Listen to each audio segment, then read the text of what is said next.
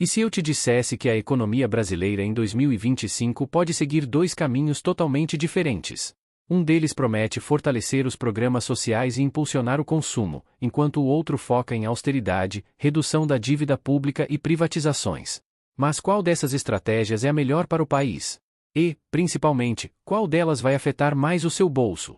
Hoje, no Economia Global, vamos analisar a economia brasileira em 2025 e as projeções para o futuro, considerando dois cenários políticos distintos.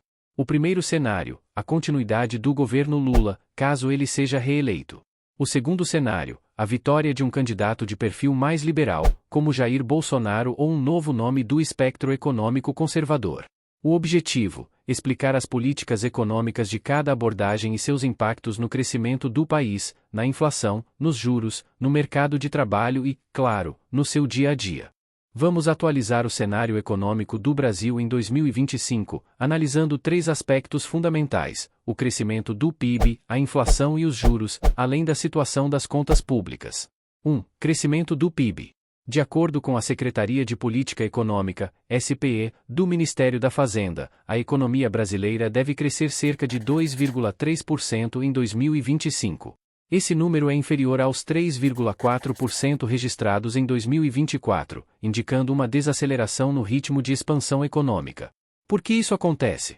Essa desaceleração pode estar ligada a diversos fatores, como a manutenção de juros elevados, baixo nível de investimentos e instabilidade política. Além disso, o crescimento econômico do Brasil ainda depende significativamente do mercado externo, especialmente da demanda por commodities como soja, minério de ferro e petróleo.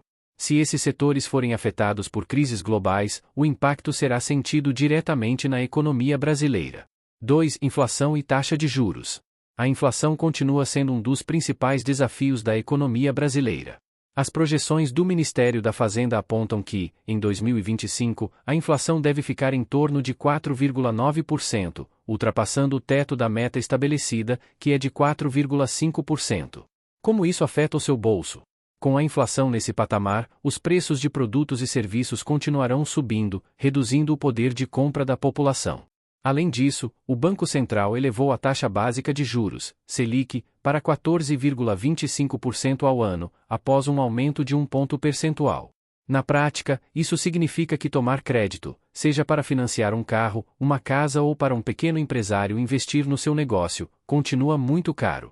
Com juros altos, o consumo diminui, impactando diretamente a economia. Menos consumo significa menor demanda, o que pode frear a geração de empregos e investimentos. 3. Contas públicas e dívida. Outro ponto de atenção é a situação das contas públicas.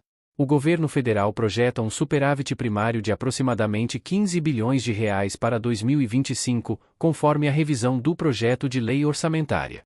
O que isso realmente significa?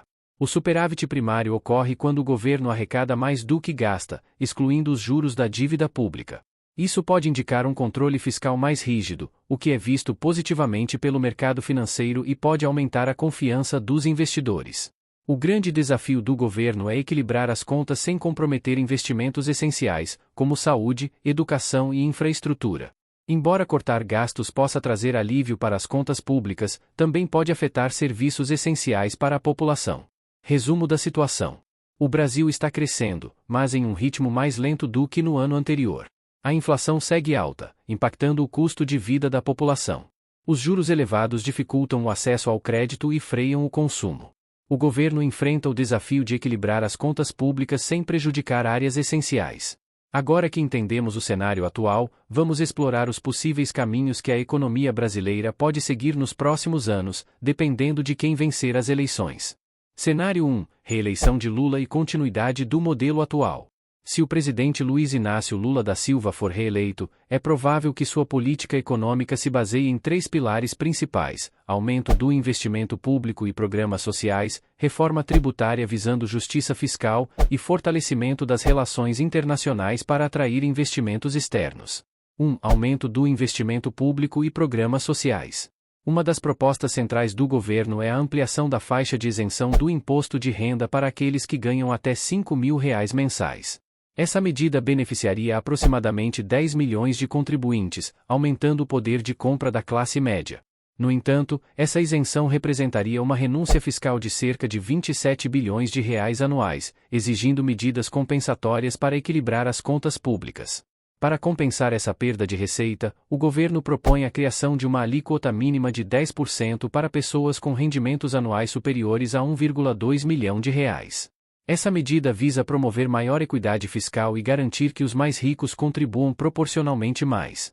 Além disso, o governo planeja expandir programas sociais, como o Bolsa Família, e implementar subsídios destinados a incentivar o consumo e reduzir a desigualdade social. Essas iniciativas buscam não apenas melhorar a qualidade de vida das camadas mais vulneráveis da população, mas também estimular a economia por meio do aumento da demanda interna. 2. Reforma tributária e justiça fiscal. Outro foco da administração Lula é a reforma tributária com o objetivo de simplificar o sistema e torná-lo mais justo. Uma das propostas é a implementação do Imposto sobre Valor Agregado, IVA, que unificaria diversos tributos, simplificando a tributação e tornando o sistema mais progressivo. Essa mudança visa reduzir a complexidade do atual sistema tributário brasileiro e promover maior justiça fiscal. Entretanto, algumas projeções indicam que teremos o maior IVA do mundo, em 28%. 3. Política internacional e investimentos externos. No âmbito internacional, o governo busca ampliar acordos comerciais, especialmente com o Mercosul e a União Europeia, visando atrair mais investimentos estrangeiros. Essas parcerias podem abrir novos mercados para produtos brasileiros e fortalecer a posição do país no comércio global. Além disso, há uma intenção de fortalecer o setor industrial nacional, reduzindo a dependência do Brasil de commodities. Investimentos em tecnologia e inovação são considerados essenciais para aumentar a competitividade da indústria brasileira no cenário internacional.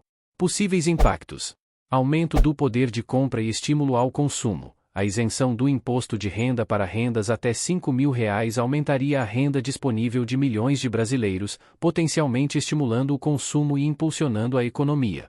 Redução da desigualdade social. A ampliação de programas sociais e a tributação mais justa podem contribuir para a diminuição das disparidades socioeconômicas no país. Possível aumento da inflação devido ao maior gasto público. O aumento dos gastos públicos, se não for acompanhado de medidas de controle fiscal, pode pressionar a inflação, afetando negativamente a economia. Risco de aumento da dívida pública, se não houver cortes de despesas. Sem um equilíbrio adequado entre receitas e despesas, há o risco de crescimento da dívida pública, o que poderia comprometer a sustentabilidade fiscal a longo prazo. É importante destacar que a implementação dessas políticas depende da aprovação do Congresso Nacional e da capacidade do governo de equilibrar os interesses econômicos e sociais, garantindo um desenvolvimento sustentável para o país. Cenário 2: Eleição de um presidente liberal. Se um candidato de orientação liberal for eleito presidente do Brasil em 2026, é provável que ocorram mudanças significativas na condução da política econômica do país. Para ilustrar como isso pode acontecer, podemos tomar como referência o governo de Jair Bolsonaro, de 2019 a 2022, que adotou medidas liberais sob a liderança do então ministro da Economia, Paulo Guedes. As principais diretrizes desse modelo podem ser agrupadas em 3 áreas: austeridade e corte de gastos públicos, privatizações e desestatização, e reformas estruturais. 1. Austeridade e corte de gastos públicos. Um governo liberal tende a priorizar o equilíbrio fiscal, buscando reduzir o déficit público e conter o crescimento da dívida governamental. No governo Bolsonaro, essa abordagem ficou evidente com a implementação do teto de gastos, uma regra que limitou o crescimento das despesas públicas à inflação do ano anterior. Além disso, houve uma tentativa de reduzir programas assistenciais e gastos com a máquina pública. Outra estratégia adotada foi a desregulamentação do mercado. A simplificação de normas trabalhistas e a facilitação de abertura de empresas visaram atrair investimentos privados e estimular o crescimento econômico. Apesar de gerar um ambiente mais amigável ao empreendedorismo, essa política também reduziu algumas proteções trabalhistas. 2. Privatizações e desestatização. Um dos pilares do governo Bolsonaro foi a privatização de empresas estatais, com o objetivo de diminuir o tamanho do Estado, reduzir a dívida pública e aumentar a eficiência dos serviços prestados.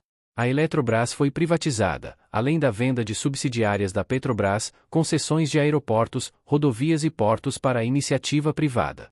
Caso um novo governo liberal assuma em 2026, essa agenda pode ser retomada, com a possibilidade de novas privatizações, como a dos Correios e de outras empresas estatais ainda sob controle do governo federal. 3. Reformas estruturais. As reformas econômicas também marcaram a gestão Bolsonaro.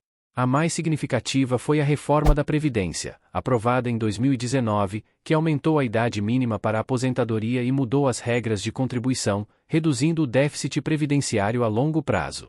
Outra proposta foi a reforma administrativa, que visava reduzir custos com servidores públicos e tornar o Estado mais eficiente. Embora não tenha sido aprovada integralmente, um novo governo liberal pode tentar retomá-la. A legislação trabalhista também passou por mudanças, com a criação do programa Carteira Verde e Amarela, que reduziu encargos para empresas que contratassem jovens e trabalhadores de baixa renda. Novas reformas podem aprofundar essa flexibilização para incentivar a geração de empregos. Possíveis impactos de um novo governo liberal: redução do déficit público e menor pressão sobre os juros. Com a contenção de gastos governamentais e a busca pelo equilíbrio fiscal, um novo governo liberal pode reduzir o déficit público, diminuindo a necessidade de elevar impostos ou aumentar a dívida pública. Isso poderia levar a juros mais baixos e um ambiente econômico mais previsível para investimentos. Maior abertura da economia e incentivo ao empreendedorismo. A desregulamentação e a privatização de setores estratégicos podem abrir mais oportunidades para a iniciativa privada, incentivando o empreendedorismo, aumentando a competitividade e a eficiência econômica. Risco de aumento do desemprego no curto prazo. Reformas trabalhistas e cortes em programas sociais podem levar a um aumento temporário do desemprego, enquanto o mercado se ajusta às novas condições. Foi o que aconteceu em 2020, quando a pandemia agravou os desafios econômicos do Brasil. Redução de investimentos em áreas sociais pode aumentar a desigualdade. Menos recursos para programas sociais podem impactar diretamente as populações mais vulneráveis. O fim do auxílio emergencial e a transição para o Auxílio Brasil, atualmente rebatizado de Bolsa Família, geraram debate sobre a necessidade de um suporte mais amplo para famílias de baixa renda. Comparação dos dois cenários. Agora que exploramos os dois modelos econômicos, o de Luiz Inácio Lula da Silva e o de um governo de orientação liberal, exemplificado pela administração de Jair Bolsonaro, vamos compará-los em alguns pontos-chave. 1. Política fiscal. Governo Lula adota uma política fiscal expansiva, com aumento dos gastos públicos e investimentos sociais. O objetivo é estimular a economia e reduzir as desigualdades sociais. Pontos positivos. Estimula o crescimento econômico no curto prazo, impulsionando setores como construção civil e infraestrutura. Reduz desigualdades sociais ao ampliar o acesso a programas como Bolsa Família e reajustes no salário mínimo. Pontos negativos. Pode levar ao aumento do déficit público e da dívida nacional se não houver contrapartida em arrecadação. O excesso de gastos pode gerar insegurança no mercado financeiro, resultando em fuga de capitais e desvalorização da moeda. Governo Bolsonaro focou na austeridade fiscal, buscando o equilíbrio das contas públicas por meio de cortes de gastos e controle do déficit. Pontos positivos.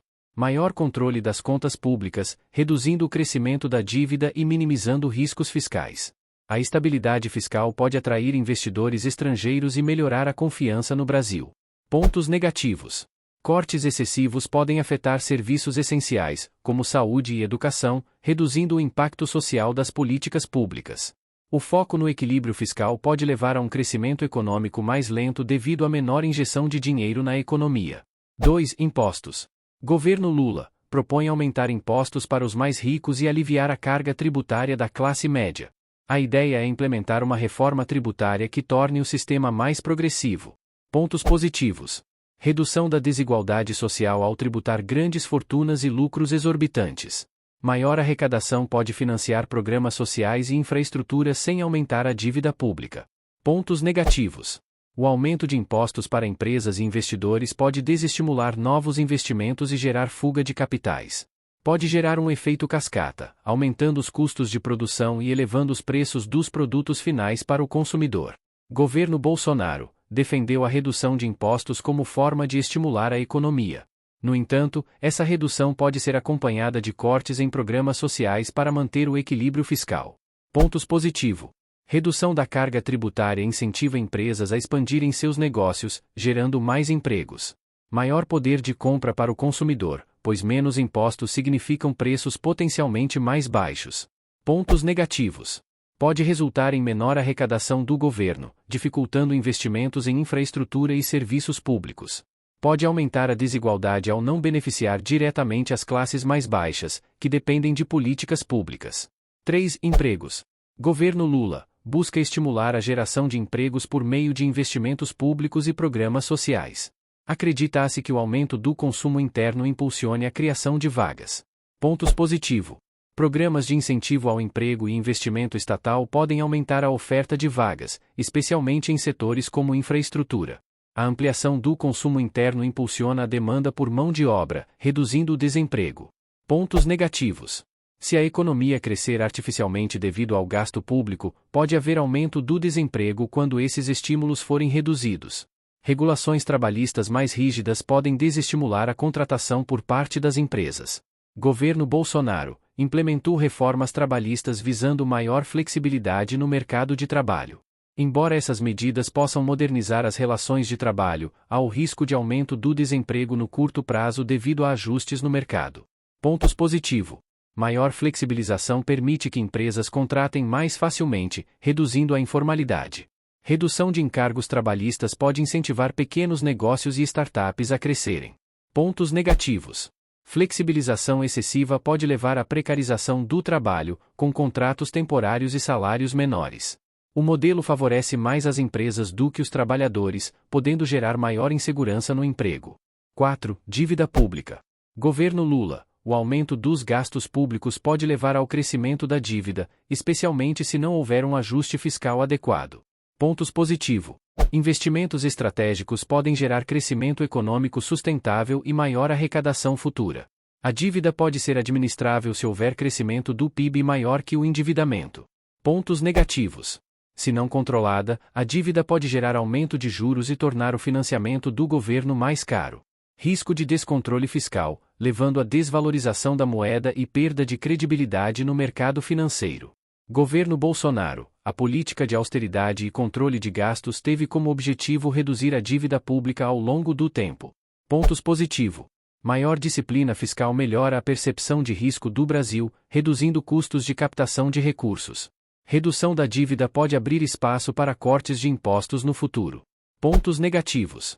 O corte excessivo de investimentos pode resultar em crescimento econômico mais fraco, impactando o PIB. Menor gasto público pode reduzir a oferta de serviços básicos, prejudicando principalmente as classes mais baixas. 5. Inflação. Governo Lula. O aumento do consumo e dos gastos públicos pode pressionar a inflação. Pontos positivos. Aquecimento da economia impulsiona setores produtivos e pode gerar crescimento econômico. Inflação controlada com políticas de monitoramento pode ser benéfica para a valorização do salário mínimo. Pontos negativos. Se os gastos não forem controlados, o excesso de dinheiro na economia pode gerar alta da inflação. Alta inflação reduz o poder de compra da população e pode afetar investimentos de longo prazo. Governo Bolsonaro. O controle fiscal e a redução de gastos públicos podem contribuir para a estabilidade ou redução da inflação. Pontos positivos.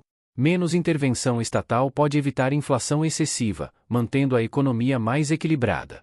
O Banco Central teve autonomia para controlar a inflação por meio da política de juros. Pontos negativos. Controle rígido da inflação pode resultar em juros altos, desestimulando investimentos e o consumo. A queda abrupta da inflação pode desacelerar a economia, levando a um crescimento menor do PIB. 6. Investimentos. Governo Lula foca em investimentos estatais e na ampliação de acordos comerciais para atrair capital estrangeiro. Pontos positivos. Maior participação do Estado pode garantir investimentos estratégicos em infraestrutura e desenvolvimento social. Acordos comerciais podem diversificar as exportações e fortalecer a economia brasileira. Pontos negativos. Dependência do Estado pode limitar a participação do setor privado, reduzindo a eficiência do mercado. Possíveis interferências políticas podem afastar investidores estrangeiros.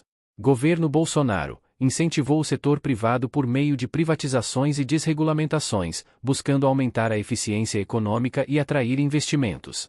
Pontos positivos. Privatizações podem tornar serviços mais eficientes e atrair capital estrangeiro. Menos burocracia facilita a abertura de negócios e estimula o empreendedorismo. Pontos negativos.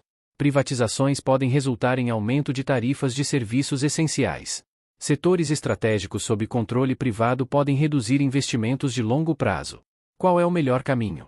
A escolha entre os dois modelos depende das prioridades e convicções de cada indivíduo.